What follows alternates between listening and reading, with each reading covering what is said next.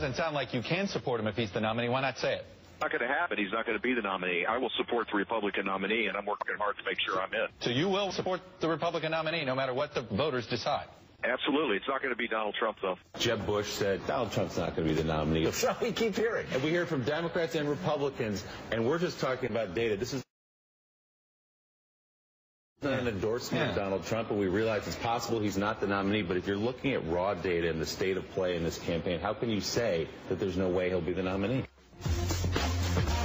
You are listening to the Laura Ingraham Show, 855-40-LAURA. Jeb Bush says he's not going to be the nominee. Remember when Jeb Bush back in July said that he was done talking about Trump? Remember that? Do you remember that, Mike? Do we have to talk about Donald Trump? I'm done. He said, I'm done. I'm not talking about him anymore. How many months later is this? He said that, what, July 12th? I'm done. I'm not talking about him anymore. Well, you are listening to your healthy radio addiction, 855-40-LAURA. It's a Christmas season. I hope you guys are having some time to enjoy it with your family and your friends. And I have a wild kind of extended family here in Washington and all over the country. I have so many blessings, and friends are among them. And one of my close friends is Craig Shirley and his wonderful family, his wonderful wife Zorin. They've been great to my family, my children, and he happens to be just one of the most brilliant writers and biographers of Reagan out there. And his most recent Reagan volume is called Last Act. It's a big bestseller. It's doing really well, and couldn't happen to a better guy. Delighted he's with us, Craig Shirley on the Laura Ingraham Show. Merry Christmas, Craig. I hope you don't get any coal in your stocking. Oh, I always get coal, but I will say that a check is in the mail based on that introduction. Oh, so good. Thank you. Excellent. Do I get residuals on that? You bet. Let's talk, Craig, about on Jeb Bush's cracked crystal ball. Yeah, like he said. He foresaw that he wasn't going to talk about Donald Trump anymore, and a couple months later, he's talking about Donald Trump. Yeah. So I would say his skills of acumen as far as politics goes with Donald Trump are slightly askew. We find out, Craig, that the big Bush donors, the billionaires, the biggest of the big, have come out and said they're going to vote for Hillary if Trump is the nominee. Brad Freeman, sure. Ron Spogley, Dick Reardon, and the fellow whose name I can't remember came out a couple of days ago. So they're all thrown in for Hillary. Right. And my reaction. Yeah, what's your reaction to that? A, good riddance. B, is that culture trumps ideology. Of course they're going to be for Hillary over Donald Trump because they are all part of the same cultural elites. That's why all the cultural elites, political elites are all ganging up on Donald Trump because he's a threat to the established order. So, of course, they're going to attack him. It's interesting. Everybody's come down on him for floating the idea about banning Muslims. But guess who banned Iranian citizens from coming to the United States in April of 1980? Jimmy Carter issued a presidential proclamation ordering the Secretary of the Treasury not to issue visas to any Iranian citizen coming into the United States. Well, that's so mean. That was mean in retrospect. Clearly, we have to call The Hague and retroactively bring Jimmy Carter up on war crimes because. But don't you find that astonishing? Yeah. Is that Carter does this and the elites don't blink an eye, but Trump simply floats the idea, and you think that they were all coming down with heart palpitations. Yeah, it's a pause, by the way. It's not an endless ban, and. Does it seem and we've had many pauses in immigration. We had a pause from 1928 up until the 1950s and 60s in immigration in the United States because we were bringing in people so fast we couldn't assimilate them. So there was a 30-year, 40-year pause in immigration in the United States. And there was mass deportation of people who violated our laws, which the people overwhelmingly supported when carried out by Eisenhower, overwhelmingly supported the effort to remove people who are in the country illegally, period. Right. And, of course, the administrator for the Japanese internment program was, of course, the great humanitarian Earl Warren. Yeah, former Chief Justice, Supreme Court of the United States, big liberal Democrat. Right. So the liberals always want to erase the inconvenient history, though, right? I mean, we confront history when it's even inconvenient to conservatism, but they want to eliminate history. So they want to get rid of Jefferson Davis. Obviously, the Confederate flag might as well be the ISIS flag. Woodrow Wilson's now gone from Princeton if they have their way. So this is what the liberals do.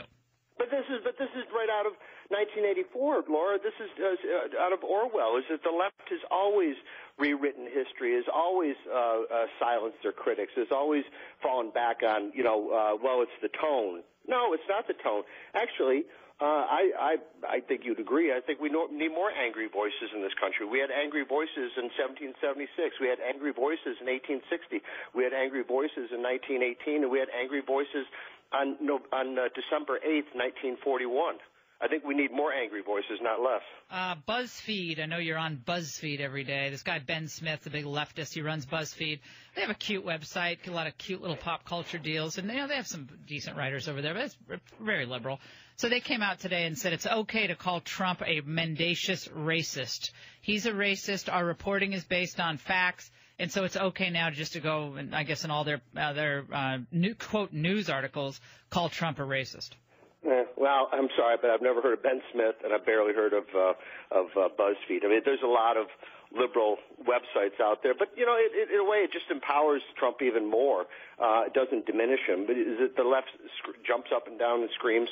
So what? They always jump up and down and scream. So if the GOP ends up splitting, as we see this perhaps in the offing, right. Meaning a lot of these globalists throw in with Hillary, who's also a globalist. Right. Then the elites all go to join Hillary. They support Hillary, and what do you say to that? I think Trump is at the vanguard of something profound that's going on inside the Republican Party, and it started really with the Goldwater, evolved with Reagan. Reagan left the party with a coherent governing philosophy as of January of 1989. The Bushes came in, broke it up, and you have a broken party today. It's the natural evolution. Is that the proper state of the Republican Party is always being a state of revolution, not the status quo. And so right now you've got revolutionaries, yourself or Limbaugh or Mark Levin or Donald Trump, who say is that we need to challenge the status quo, and then we have the establishmentarians like Paul Ryan saying we need to defend the status quo. So there's an inconsistency in the party, and the natural progression forward is for the party to revert back to its revolutionary roots. So it would be better, wouldn't it, for the populists, the Reagan populists, if all the establishment forces are now housed in one party. If they're housed in the Democrat Party, that's much better for the populists in the end. Sure, absolutely. Well, starting in 1980 and then continuing in 1994, you saw the re-evolution of the two parties so that it became basically the Republican Party became a conservative party, but it wasn't a completely populist party. Now it's continuing the revolution in that it's conservative, but it's half British conservative, half Tory, half American conservative, populist, and that really ultimately is that the only way the party's going to succeed is to become all American Reagan populist and let all the elites go to the Democratic Party. Paul Ryan, as you mentioned, he came out swinging his new beard, very exciting. He came out swinging against Trump, saying this is Did he grow wisdom with it? Yeah, I know. I'm not sure the point of the beard, but nevertheless, he's very into his look. So he comes out with the beard and says that Trump is anti-American. It's contrary to American values and not conservative. What would your response to Speaker Ryan be? I would say Speaker Ryan needs to study the American Revolution. I think he's ignorant of it. Is that the role of the first role of an American conservative is to defend and protect the Constitution of the United States against all enemies, foreign and domestic. And most every president has understood that. And I think that Trump, even if he's clumsy, is expressing his concern for the defense of the American Constitution. We're talking to Craig Shirley here on the Laura Ingraham Show. I mean, it's nice for Paul to show off for the liberal media, but this is about something far more serious than just scoring sound bites for the benefit of the liberal media. Now, he had to come out and read his remarks too, Craig. He couldn't just do this off the cuff. So they're deeply felt, huh? Yeah, he couldn't just do this off the cuff. He had to read his remarks. This is right. But again, they're trying to avoid the debate on their failed policies. Okay, their failed policies aren't conservative. That's right out of the screw tape letters, is that if a man is drowning, you hand him a garden hose. If a man's house is on fire, you hand him a box of matches. Anything to keep their attention off of what is important. So the left is perfected this argument about keeping attention focused on what's not important. Yeah, I just don't think I don't know where Paul Ryan thinks he's going to get all these new conservative voters who are supporting globalism, these horrible trade deals, open borders, and more foreign workers. Where are these voters going to come from? He's not. Yeah. But I'll tell you what is really concerning, Laura, is the evolution downward of the national media, and this is important. I mean, I know you understand it because you're a constitutional scholar, but for your listeners' benefit is that when the framers were constructing the 10 amendments, they oddly jammed into the First Amendment free press. Most of the rights of the First Amendment are about personal rights, assembly, speech, things like that. But they hated the broadsheets and the tabloids of the time, but they saw the newspapers and the broadsheets as a valuable ally of the people against their government. What we now have is the media is an ally of the government against the people, and that's a dangerous trend.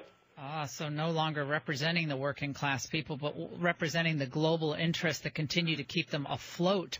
Or in the case of some of these websites, who are the original investors in these websites? That's another really important point. Follow the money. Absolutely. And every president, from Lincoln up until Ronald Reagan and FDR, always complained about the newspapers. You know, John Kennedy famously banned the New York Herald Tribune from his White House, and FDR, complained about Colonel McCormick, and Lincoln imprisoned editors who displeased him, who wrote editorials that displeased him. Challenging the